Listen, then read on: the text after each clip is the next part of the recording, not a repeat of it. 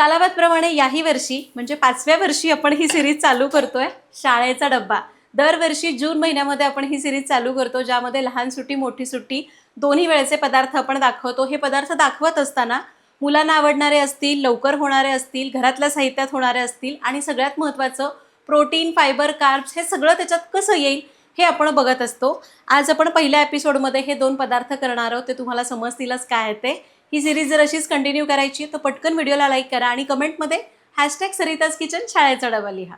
नमस्कार. सरिताच्या स्वयंपाकघरात म्हणजेच आपल्या सरिताज होम किचनच्या शाळेच्या डब्याच्या सिरीजच्या पहिल्या एपिसोडमध्ये आपण मोठ्या डब्यासाठी आपण करणार आहोत मोड आलेल्या मुगाचा पराठा आणि छोट्या डब्यासाठी करतोय सुसला. चला करूया. पहिल्यांदा करूया मुगाचा पराठा. त्यासाठीची कणिक मळू. मिक्सरचं भांडं घेतलंय, त्यामध्ये घालूया 1 वाटी मोड आलेले हिरवे मूग, 3 ते 4 हिरव्या मिरच्या, 4 ते 5 लसणीच्या पाकळ्या, इंचभर आलं, अर्धा चमचा जिरं, अगदी थोडंसं चमचाभर पाणी घालूया आणि याला जाडसर वाटू. खूप बारीक करायचं नाही, थोडं भरडं ठेवायचं म्हणजे पराठ्यामध्ये ते छान लागतं. हे बघा, याला असं बारीक करून घेतलंय. याला एका भांड्यात काढूया. हे सगळे एका भांड्यात काढलं. यामध्ये घालूया 1 चमचा कसुरी मेथी, 1 चमचा पांढरे तीळ, चवीपुरतं मीठ, पाव चमचा हळद, बरोबर घालू 2 ते 3 चमचे बेसन आणि गव्हाचं पीठ. थोडंसं पीठ मी आत्ता घालते, लागेल तसं वाढवायचं. याला आपण मिक्स करूया. तर इथं मी मूग वाटताना अगदी थोडंसं पाणी घातलं आणि जेवढं मावेल तेवढं गव्हाचं पीठ घालणार आहे. त्यामुळे अंदाजे एक वाटी मूग असतील ना तर 1.5 ते 2 वाटी गव्हाचं पीठ मावतं. मी आता आणखी थोडंसं वाढवते आहे. किंवा तुम्हाला वाटतंय की थोडंसं कोरडं झालंय, घट्ट झालंय तर जास्तीचं पाणी लावून याला मळून घेतलं तरी चालेल. तर आता मी जसं मावेल तसं गव्हाचं पीठ घालते आणि याला असं मध्यम मळून घेते. खूप घट्ट नाही, खूप पातळ नाही. तर थोडंसं गव्हाचं पीठ वाढवलं, थोडंसं पाण्याचा हबका मारू आणि याला मळून घेऊ. तर याला मळून घेतलंय. थोडंसं तेल लावूया आणि याला 10 मिनटं भिजून देऊ. तोपर्यंत आपण सुसला करूया. तर सुशीला हा एक कर्नाटकी नाश्त्याचा पदार्थ आहे. कधी तुम्ही आमच्याकडे तर संध्याकाळी आम्ही खायचो, हा माझी आजी करून द्यायची. तर त्याला आपल्या घरामध्ये जे कुठले चुरमुरे असतात ना ते चुरमुरे घ्यायचे. पंढरपुरी चुरमुरे असतील तर उत्तम, नाही तर तुमच्याकडे जे कोणते चुरमुरे आहेत ते चुरमुरे घ्या. तर आपण पहिल्यांदा चुरमुरे याला भिजवून घ्यावे लागतात. तर इथं मी साधारण एक 5 ते 6 वाट्या गच्च भरून चुरमुरे घेतले. याला चाळून घेतलंय. आता याला पाण्यामध्ये घालूया आणि याला थोडा वेळ भिजून द्यायचं. तर मुरमुरे भिजवताना मजा येते, असा चुटचुट आवाज येतो. तर आता ह्याला फार वेळ ठेवायचं नाही.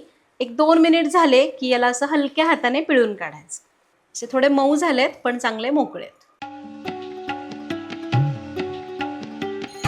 चुरमुरे छान असे मऊ मोकळे झालेले आहेत. आता फोडणी करू. चला. तर फोडणीसाठी कढई गरम करूया. खूप सोपं आहे बरं का. आपण पोहे करतोय असं समजायचं. अगदी पोह्यांसारखंच आहे, फक्त थोडीशी वेगळी पद्धत आहे. यामध्ये घेऊया 3 चमचे तेल. आता तेलामध्ये थोडंसं मीठ घालू, 2 चिमूट. त्यामध्ये शेंगदाणे घालूया आणि शेंगदाणे आपण कुरकुरीत तळून घेऊया. शेंगदाणे छान असे कुरकुरीत तळलेले आहेत, काढून घेऊया. आता उरलेल्या तेलात फोडणी करायची. मोहरी अर्धा चमचा, मोहरी तडतडली, जिरं घालायचं आहे पाव चमचा हिंग, कढीपत्ता, बारीक चिरलेली हिरवी मिरची थोडीशी आणि 1 मोठा बारीक चिरलेला कांदा. चांगलं परतून घेऊया याला. तर इथे आपल्याला कांदा खूप डार्क करायचा नाही, नाहीतर तो कचकच लागतो. अगदी पोह्यासारखं कांदा परतला गेला पाहिजे पण तो मऊ राहिला पाहिजे. खूप जास्त डार्क करू नका. तर कांदा परततोय तोपर्यंत आपण ही जी फुटाण्याची डाळ घेतली आहे ती मिक्सरमधनं अशी थोडीशी बारीक करायची. एकदम पूड करण्याची गरज नाही, थोडीशी भरडी ठेवायची. याला बारीक करूया. हे बघा, याला असं बारीक करून घेतलंय. खूप जास्त नाही, थोडे कण आहेत. कांदा झाला. आता यामध्ये घालूया बारीक चिरलेला टोमॅटो. 1 टोमॅटो घातला, थोडीशी कोथिंबीर आणि याला परतूया. टोमॅटो परतला. यामध्ये घालूया पाव चमचा हळद, चवीपुरतं मीठ. याला मिसळून घेऊया आणि मग घालूया भिजवून घेतलेले चुरमुरे. थोडेसे असे हाताने मोकळे करून घालायचे. त्याचबरोबर घालू बारीक केलेली फुटाणा डाळ आणि याला परतून घेऊ. रंग सुरेख आलाय ना? हे बघा, मस्त रंगावर आपला हा सुसला 2 मिनिटात तयार होईल. याला काही वाफ वगैरे काढण्याची गरज नाही, फक्त सगळं परतायचं. अगदी पोह्यांसारखंच आहे, फक्त पोह्याला आपण वाफ काढतो, याला वाफ द्यायची गरज नाही. याला मस्त परतून घ्यायचं. 2 मिनटं परतलं, यावर घालायची चिरलेली कोथिंबीर, तळून घेतलेले शेंगदाणे. गॅस बंद करूया, याला मिक्स करूया आणि हा मस्त असा सुसला तयार झाला. बघितलं किती पटकन होतो. तर सुसला तयार झालाय. दुसरीकडे आपले मुगाचं पराठ्याचं पीठ पण चांगलं भिजलंय. थोडंसं मळून घेऊया आणि लगेच पराठे करू. तुम्हाला हवे तसे लहान मोठ्या साईजचे पराठे करू शकता. तर इथं मी एक 3-4 पराठे आत्ता करून घेते डब्याला देण्यापुरते. काही नाही, आपले नेहमी पराठे लाटतो अगदी तसेच लाटायचे. इथं मी डायरेक्ट करणार आहे. तुम्हाला पाहिजे तर घडी करून पराठे केले तरी चालतील. गव्हाचं पीठ घ्यायचं आणि नेहमीसारखा पराठा लाटायचा.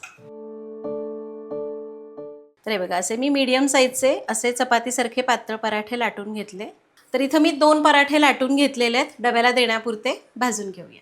इथं मी 2च एका वेळी भाजते. तुम्हाला वाटतंय की 7-8 पराठे करायचे आहेत, असे करून ठेवा ताटामध्ये आणि एकाच वेळी सगळे भाजायला घ्या.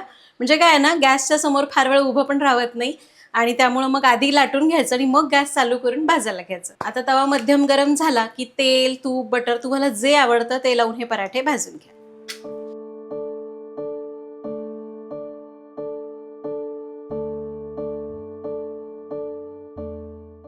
पराठा कुठल्याही प्रकारचा असू दे, भाजताना शक्यतो मोठ्या आचेवर भाजायचा, म्हणजे तो छान खरपूस होतो. तुम्ही जर कमी आचेवर भाजले ना पराठे तर ते वातळ होण्याची शक्यता असते. आणि तुम्ही तेल, तूप, बटर काही लावू शकता, पण जेव्हा मी मुलांच्या डब्यामध्ये द्यायचं असते ना, त्यावेळी मी मुद्दामहून तूप लावते, कारण तुपाने काय होतं ना, तो पदार्थ थोडासा असा छान खरपूस होतो. म्हणून मी डब्यात देताना तूप लावते. घरामध्ये खायचं असेल तर तेल, बटर जे आवडतं ते लावायचं. पराठा मोठ्या आचेवरच खरपूस भाजून घेऊ. पराठा भाजून झालाय. थोडंसं तूप लावूया. वा, आणि याला काढून बाकीचे पराठे पण पटापट असेच भाजून घेते.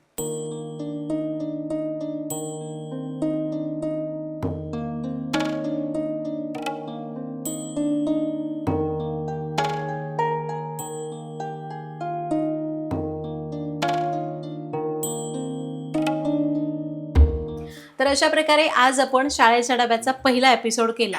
दरवर्षी आपण जून महिन्यामध्ये ही सिरीज चालू करतो आणि यावर्षी पण केलेली आहे. 4 ते 5 वर्ष होत आली आपण ही सिरीज चालू केली आहे आणि हे 2 झटपट होणारे पदार्थ तुम्हाला दाखवले. तुम्हाला जर ही सिरीज अशीच कंटिन्यू करायची आहे तर व्हिडिओला लाईक करा.